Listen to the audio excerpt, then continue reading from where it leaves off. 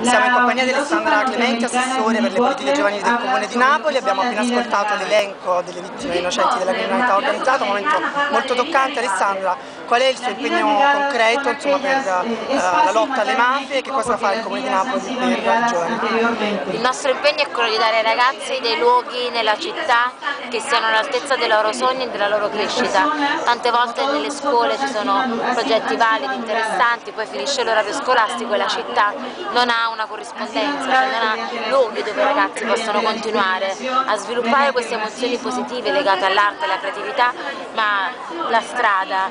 la solitudine, l'aggregazione li porta a degli stili di vita completamente diversi, oltre che purtroppo vivere in dei nuclei familiari che sono nuclei che generano morte, non generano vita. Allora i nostri centri giovanili sono quel corpo a corpo che noi vogliamo dare, tutti i ragazzi insieme senza creare dei ghetti, attraverso l'unirsi per passioni, quali può essere quella di una web radio come la vostra, ma anche uno studio di registrazione, spazi adeguati dove studiare anche il sabato e la domenica. Oggi per noi marciare è importante, noi abbiamo inciso questi nomi non soltanto nelle lapidi della nostra città, ma le abbiamo incisa nella coscienza della città di Napoli, e questa coscienza deve sempre vivere anche nei ragazzi che non hanno conosciuto Marcello Torre, non hanno conosciuto Poli Novella, però li incontrano e li abbracciano attraverso la nostra militanza e la nostra testimonianza. Io voglio ringraziare tutte le persone invisibili di questa giornata, cioè chi lavora 365 giorni all'anno su queste tematiche con i ragazzi e per i ragazzi,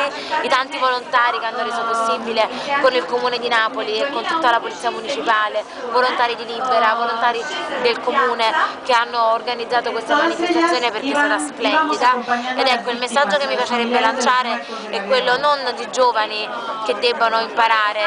ad essere nella legalità, ma di un mondo degli adulti che deve costruire non domani ma ora, subito, una città a misura di ragazzo, perché i ragazzi già sanno da che parte stare, invece sono gli adulti spesso